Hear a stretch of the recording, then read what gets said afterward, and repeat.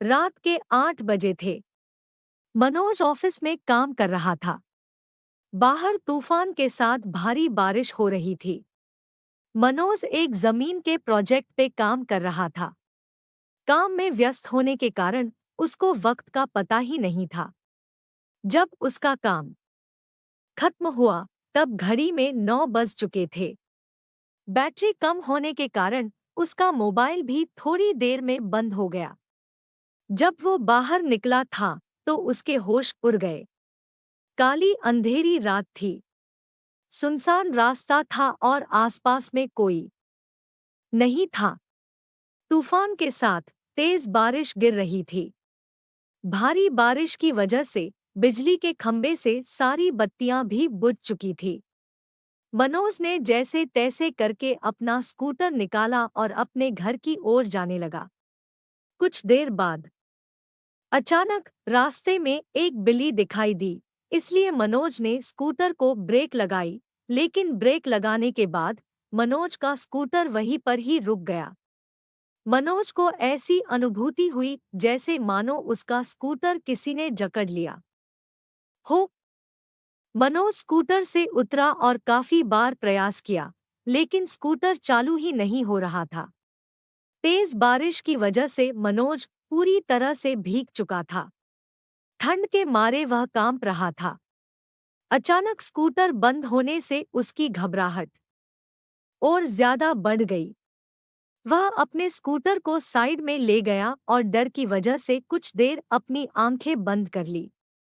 थोड़ी देर बाद उसको एहसास हुआ कि उसकी पीठ पर किसी ने हाथ रखा है। मनोज जोर से चिल्लाया, कौन है? कौन है? मुझे छोड़ दो। उसने पीछे मुड़कर देखा तो कोई नहीं था। उसने सोचा कि शायद उसका वहम होगा। वह बहुत डर गया था। अचानक उसने बत्ती बुझने और जलने की आवाज सुनी और पास में देखा तो उसके स्कूटर की बत्ती जल रही थी और बुझ रही थी। ऐसा कुछ पलों तक चला, फिर बत्ती बुझ गई। मनोज को कुछ समझ में नहीं आ रहा था कि अब वह क्या करे। वो कुछ हरकत करता उससे पहले ही उसके सामने एक लटकता हुआ सफेद छाता उसको सामने दिखाई पड़ा।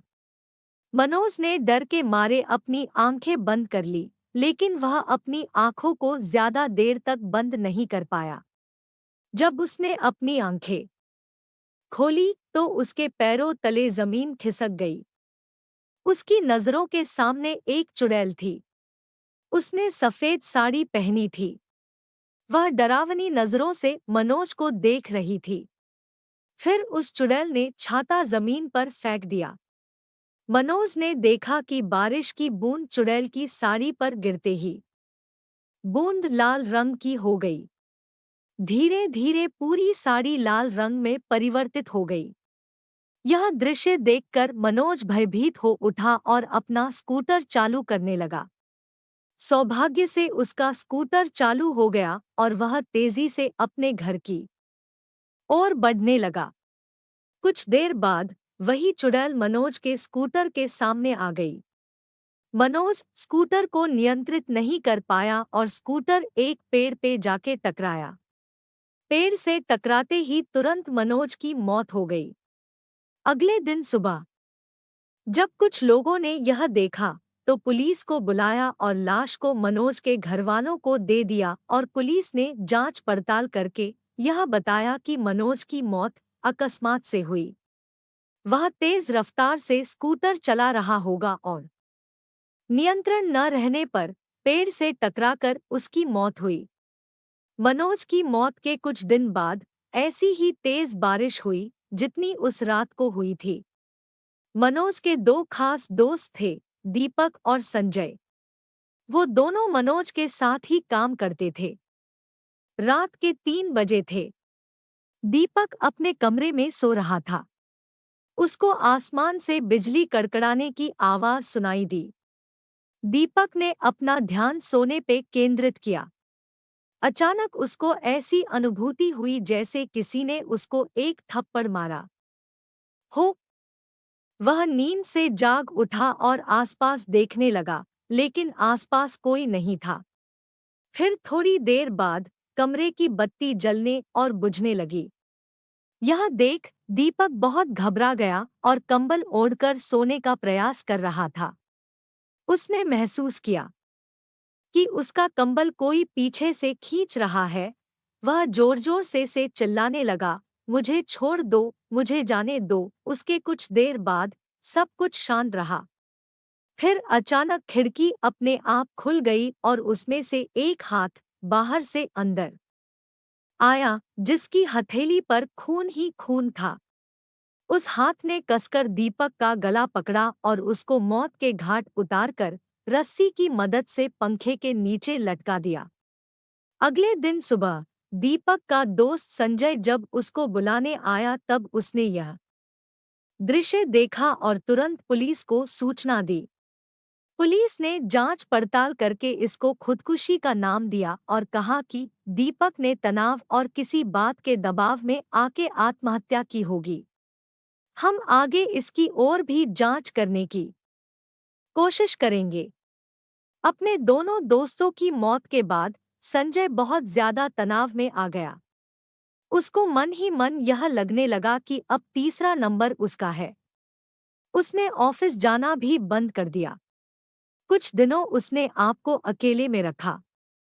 यहाँ तक कि वह अपने परिवार के लोगों से भी ज्यादा बात नहीं करता था। कुछ दिनों बाद उसको लगा कि अब खतरा टल चुका होगा। तब वह अपनी पत्नी के साथ दूसरे शहर घूमने चला गया। कुछ दिनों तक उसने अपनी पत्नी के साथ दूसरे शहर में सैर की। कुछ दिनों घूमकर दोनों वापस अपने घर आ गए। अब संजय के मन में डर का नामोनिशान नहीं था। वह आराम से जीवन व्यतीत करने लगा। दूसरे शहर घूमकर आने के बाद वह रोजाना ऑफिस जाने लगा। एक दिन ऑफिस में ज्यादा काम की वजह से उसको देर तक रुकना पड़ा। उस रात को भी तूफान के साथ भारी बारिश हो रही थी। संजय अपनी कार में बैठकर घर के लिए रवाना हुआ। रास्ते में एक बड़े से खड्डे के साथ उसकी गाड़ी टकराई और कार का एक पहिया खड्डे में गिर गया। संजय कार से नीचे उतरा और बहुत प्रयास किया, लेकिन पहिया खड्डे से नहीं निकला। संजय कोशिश कर रहा था कि एक औरत वहां से गुजरी।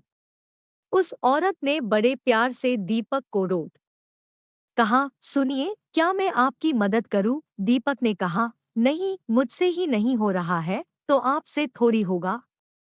फिर भी आपको लगता है तो आप एक बार प्रयास कीजिए। उस औरत ने कार को पीछे से सिर्फ थोड़ा सा धक्का मारा और कार का पहिया खड्डे से निकल गया। दीपक ने उस औरत का धन्यवाद किया और उनको पूछा, आपको कहाँ जाना है? इतनी रात को आप अकेले कहाँ जाओगे? आप मुझे बताइए, मैं आपको जहाँ जाना है छोड़ देता हूँ। जी धन्यवाद आपका। यहाँ से थोड़ा आगे एक तालाब वाली गली आती है, वहाँ मुझे छोड़ दीजिएगा। तालाब के पास में ही मेरा घर है, औरत ने जवाब दिया। संजय ने उस औरत को अपनी कार में बिठाया और आगे बढ़ा। संजय को थोड़ा डर जरूर लग रहा था, लेकिन उसने गाड़ी चलाने पे ध्यान केंद्रित किया। थोड़ी देर बाद पीछे से आवाज आई, बस यहाँ पे रोक दीजिए, मेरा घर पास में ही है। संजय ने कार रोक दी और उनको उतरने को कहा। अचानक उसने पीछे से डरावनी आवाज सुनी, संजय, अब तू गया, तेरा अंत अब नजदीक है, मैं तुझे नहीं छोड़ूंगी। संजय ने पीछे मुड़कर देखा तो उसके होश उड़ गए।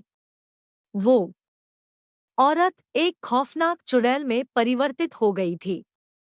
उस चुड़ैल ने जोर से संजय को धक्का दिया और उसको कार से नीचे गिरा दिया।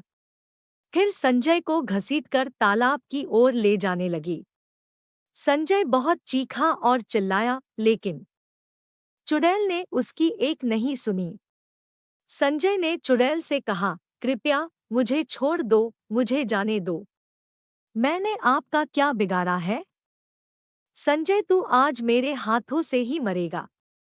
तुम्हारे दोनों दोस्तों को तो मैं मौत के घाट उतार चुकी हूँ, अब तुम्हारी बारी है।